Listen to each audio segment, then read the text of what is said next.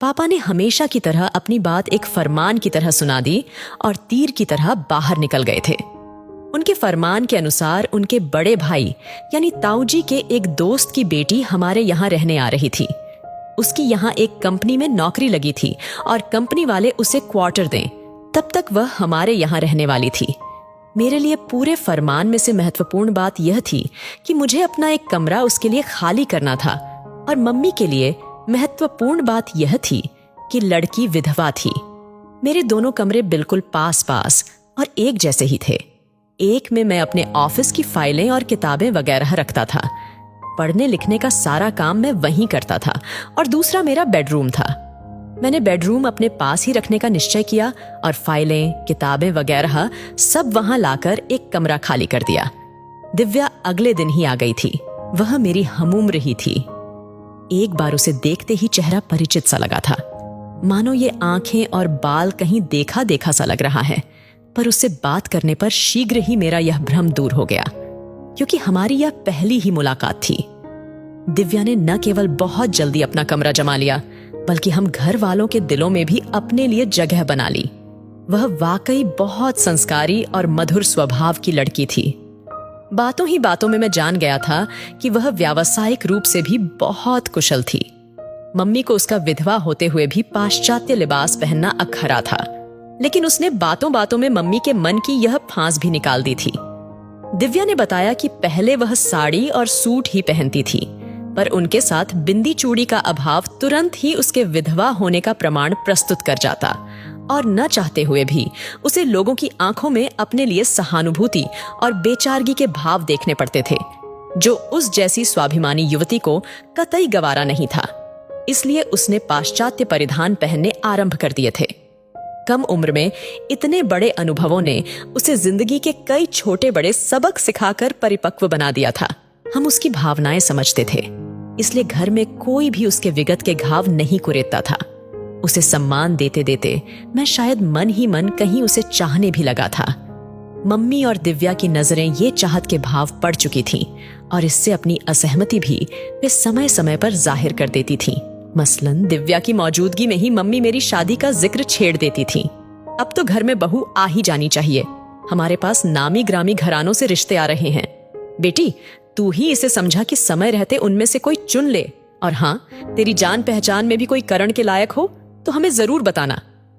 दिव्या इस कटु सत्य से परिचित थी कि घर की मालकिन की नजरों में वह कितनी भी अच्छी क्यों न हो, मगर उसका वैधव्य उसके सिर पर ऐसा बदनुमा दाग है कि वे उसे कभी इस घर की बहू नहीं स्वीकारेंगी। इसीलिए वह हमेशा मर्यादा की सीमा रेखा में ही बनी रहती थी। मैं चाहकर भी उस सीमा रेखा को लांघने का साहस नहीं कर पाता था। उस दिन मैं ऑफिस के लिए निकलने को ही था कि अचानक तेज बारिश शुरू हो गई। मैं छाता लेने वापस कमरे की ओर गया तो ध्यान बरबस ही दिव्या के कमरे की ओर चला गया। वह ऑफिस निकल चुकी थी और बालकनी में सुखाए उसके कपड़े भीग रहे थे। हम दोनों भले ही कितना भी घुल मिल गए थे, पर एक दूसरे के कमरे में नहीं जाते थे। मेरे पांव अनायास ही उसके कमरे में से होते हुए उसकी बालकनी में पहुंच गए।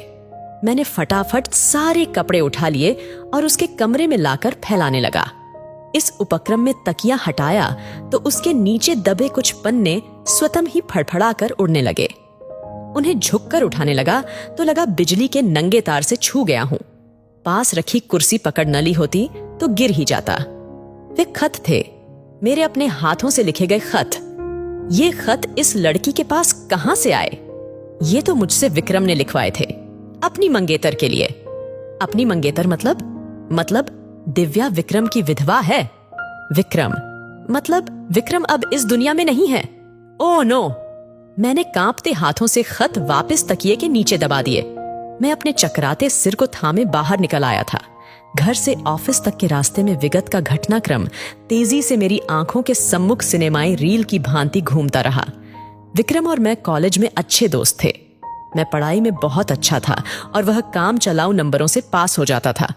अंतिम वर्ष की पढ़ाई खत्म होने को थी, तभी उसका रिश्ता कहीं पक्का हो गया था। इतनी भी क्या जल्दी है यार? मैंने उसे छेड़ा था।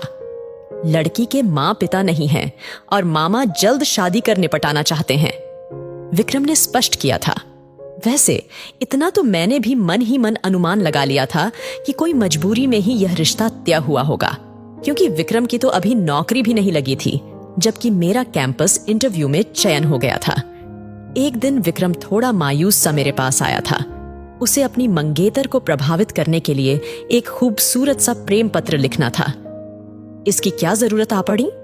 मैंने फिर उसे छेड़ा था। लड़की अच्छी पढ़ी लिखी और सुंदर है, नौकरी भी लग गई है। यार, मुझ में बहुत कॉम्प्लेक्स आ रहा है। कुछ तो मुझ में भी हो जिससे वह मेरी ओर खींचे। उसकी तारीफ में श्रृंगार और प्रेम रस से परिपूर्ण एक तड़कता फड़कता सा खत लिख डाल, जिसे पढ़ते ही वह मेरे प्रेम सागर में गोते लगाने लगे। मैंने तो उसे देखा तक नहीं है, और वैसे भी यह काम तुझे ही करना चाहिए। मैंने सफाई से हाथ झाड़ने चाहे थे, लेकिन विक्रम इतनी आसानी से मुझे छोड़ने वाला नहीं था। तू मेरा पक्का दोस्त है, मेरी कमजोरियों से वाकिफ है, जानता है पढ़ाई लिखाई में मेरा हाथ वैसे ही तंग है। तू यह काम बखूबी कर सकता है, इसीलिए तो तेरे पास आया हूं। रही बात उसे देखने की, तो मैंने देखा, मतलब तूने भी देख लिया। मैं तुझे बताऊंगा उसकी आंखें, बाल कितने सुंदर हैं। तू बस उस वर्णन को कविता की लड़ियों में पिरोते जाना। क्या तू नहीं चाहता कि तेरे दोस्त की भी कोई इमेज बने? विक्रम इमोशनल ब्लैकमेलिंग पर उतर आया तो मैंने घुटने टेक दिए थे। उसके बताए वर्णन के अनुसार एक भावपूर्ण प्रेम रस से भरा खत लिखकर उसे दे दिया था। इसे कम से कम अपनी हस्तलिपि में तो उतार लेना।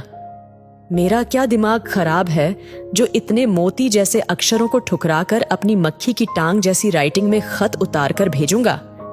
विक्रम ने खत समेटते हुए अपनी जेब में डाल लिया था। अबे तू मरवाएगा यार, कभी पकड़ा गया तो तेरे साथ मैं भी लपेटे में आ जाऊंगा। कुछ नहीं होगा, और वैसे भी दोस्ती के लिए थोड़ा पिटना भी पड़े तो क्या है। वह हंसता हुआ खत लेकर रफू चक्कर हो गया था, पर थोड़े ही दिनों बाद फिर हाजिर था, अगला खत लिखवाने की गुजारिश लेकर।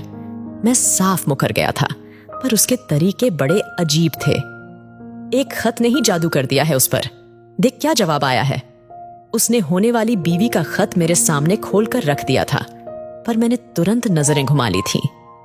प्लीज यार, मैं यह सब नहीं कर सकता। अच्छा, इसे मत पढ़, मैं तुझे ऐसे ही बता देता हूं। उसने लिखा है कि वह सच बोलना पसंद करती है, और सच यह है कि अभी तक मुझे लेकर उसके दिल में कोई कोमल भावना नहीं थी, पर अब यह खत पढ़ने के बाद उसके दिल में मेरे प्रति प्यार अंगड़ाइयां लेने लगा है। उन मोती जैसे अक्षरों में छुपे मेरे दिल के उद्गारों ने उसे अभिभूत कर दिया है। वह पत्र लेखन की इस श्रृंखला को जारी रखना चाहती है। वह देर तक हाथ जोड़े मेरी चिरौरी करता रहा। मैं उसकी गृहस्थी बसने से पहले ही न उजाड़ू ऐसी मिन्नतें करता रहा। मजबूरन मुझे फिर उसके लिए पत्र लिखना पड़ा।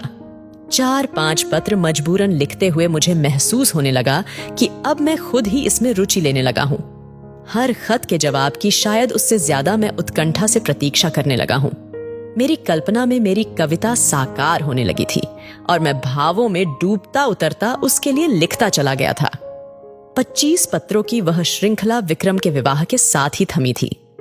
कई दिनों तक तो मुझे बहुत खालीपन महसूस हो रहा था। मैंने भी नई नई नौकरी ज्वाइन की थी, इसलिए उसकी शादी में भी नहीं जा पाया, और फिर विक्रम ही दूसरे शहर नौकरी करने चला गया था। तो बस पत्रों के साथ ही दोस्ती का सिलसिला भी रुक गया था। आज मुझे समझ आया, पहले कभी न मिले होने पर भी पहली ही मुलाकात में मुझे दिव्या का चेहरा इतना परिचित और अपना सा क्यों लगा था। दिव्या के प्रति मेरी चाहत और भी बढ़ गई थी। क्या मुझे उसे यह सब कुछ बता देना चाहिए? क्या मम्मी कभी इस रिश्ते के लिए राजी होंगी? मैं लगातार रोज ऐसे ही ख्यालों में खोया खोया सा रहता, और कोई ना कोई बहाना बनाकर उसकी एक्टिविटीज देखता रहता।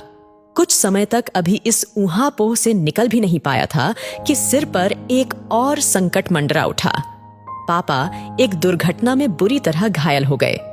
4 दिन अस्पताल में भर्ती रहे छोटे काफी आई थीं।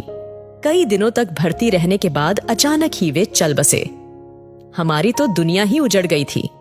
गृहस्थी के रथ को कंधा लगाने का प्रयास करते मेरे कंधों पर पूरे रथ की कमान ही आ पड़ी थी। मम्मी को संभालने के प्रयास में मेरे कंधे स्वतः ही मजबूत होते चले गए, और इस प्रक्रिया में कंधे से कंधा मिलाकर मेरा साथ दिया दिव्या ने। जिस अपनेपन, समझदारी और जिम्मेदारी से उसने मुझे और मम्मी को संभाला, हम उसके मुरीद हो गए थे। 15 दिन खत्म होते होते लगभग सभी नाते रिश्तेदार रवाना हो चुके थे। अब दिव्या ने बताया कि उसे क्वार्टर मिले 15-20 दिन हो चुके हैं।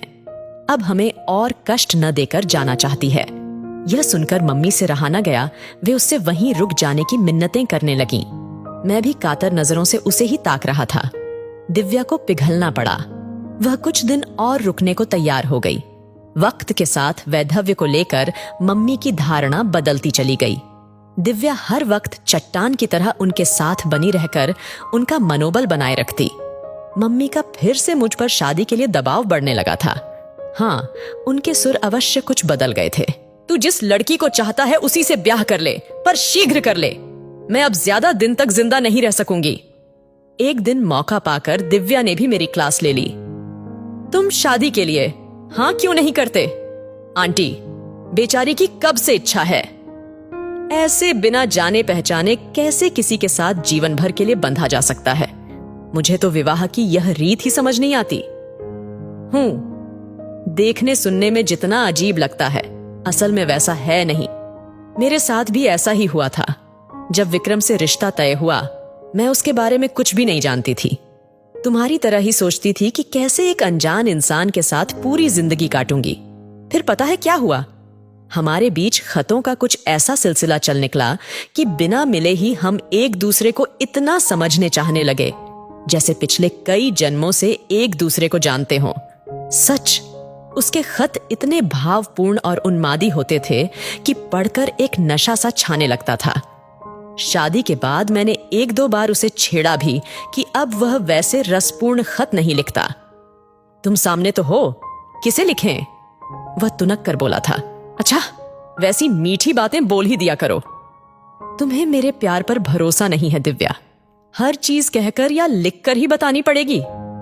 प्यार के उन अंतरंग पलों में भी वह गुस्सा हो उठा तो मैं घबरा गई थी। फिर कभी उन खतों के बारे में बात करने का साहस नहीं हुआ था। पर सच, आज भी कभी कभी दिल करता है कि कोई वैसे ही प्यार भरे खत लिखे। मुझे एकटक खुद को घूरता पाकर दिव्या को एहसास हुआ कि वह क्या बोल गई थी। आंटी की दवा का टाइम हो रहा है। वह वहां से खिसक ली थी। 2 दिन बाद ही दिव्या की ऑफिस टेबल पर एक व्यक्तिगत पत्र पड़ा था। पत्र खत्म करते करते उसके पसीने छूटने लगे थे। उसने इधर उधर चोर नजरों से देखा। कमरे में विक्रम का भूत तो नहीं है। पत्र की तारीख चेक की। कहीं 4 साल पहले का खत डाक विभाग की मेहरबानी से अब मिला हो। नहीं, ऐसा कुछ भी नहीं था। वहीं प्रेम में पगे मोती जैसी हस्तलिपि में उकेरे अक्षर मानो उन्हीं प्रेम पत्रों की श्रृंखला की अगली कड़ी हो। मानता हूं मुझसे गलती हुई। जो सजा देना चाहो दे सकती हो। मैं प्रायश्चित के लिए तैयार हूं। चाहो तो सारी जिंदगी तुम्हें ऐसे खत लिखने की सजा दे सकती हो। अचानक दिव्या के दिमाग में बिजली सी कौंधी। उसने घड़ी देखी। करण अभी तक घर नहीं आया होगा। उसने तेजी से अपनी फाइलें और पत्र समेटे और टैक्सी लेकर घर की ओर दौड़ पड़ी। अपने कमरे में जाकर उसने पहले विक्रम के पत्र बटोरे। फिर आज मिले उस गुमनाम खत से उसका मिलान करते हुए वह मेरी स्टडी टेबल पर जा पहुंची और वहां रखे कागजों को उलटने पलटने लगी। तुम्हारा शक सही है दिव्या। पहले वाले खत भी मैंने ही लिखे थे और यह आज वाला खत भी मैंने ही लिखा है। अपने कमरे में पहुंचकर मैं निढाल सा कुर्सी पर पसर गया था और विगत का सारा सच उसके सम्मुख बयान कर दिया था। उस बारिश वाले दिन तुम्हारे कमरे में ये खत पाकर मैं भी हैरान रह गया था। तुमसे बात करके तभी सब कुछ बता देना चाहता था, पर तभी पापा का एक्सीडेंट और फिर वो सब कुछ। मुझे रुकना पड़ा क्योंकि तभी सामने खड़ी दिव्या फपक फपक कर रो रही थी। तुम्हें मेरी भावनाओं से खिलवाड़ करने का कोई हक नहीं था। वह बिलक उठी थी। मानता हूं मुझसे गलती हुई। जो सजा देना चाहो दे सकती हो। मैं प्रायश्चित के लिए तैयार हूं। चाहो तो सारी जिंदगी तुम्हें ऐसे खत लिखने की सजा दे सकती हो। मैं खुशी खुशी भुगतने को तैयार हूं। बोलो, यह हक दोगी मुझे? एकाएक दिव्या की रुलाई थम गई थी। अब उसकी नजरें मानो मेरे चेहरे पर एकटक जम सी गई थीं। शायद अब तक पत्रों में उफनता प्यार का समंदर उसे मेरी आंखों में भी लहराता नजर आने लगा था। दिव्या के चेहरे पर उभर रही हया की लाली पल प्रतिपल गुजरती जा रही थी और हम दोनों एक दूसरे को देखकर मुस्कुराए जा रहे थे। कहानी पसंद आए तो कृपया लाइक, कमेंट और शेयर जरूर करें और पेज को फॉलो करके सपोर्ट भी करें। धन्यवाद।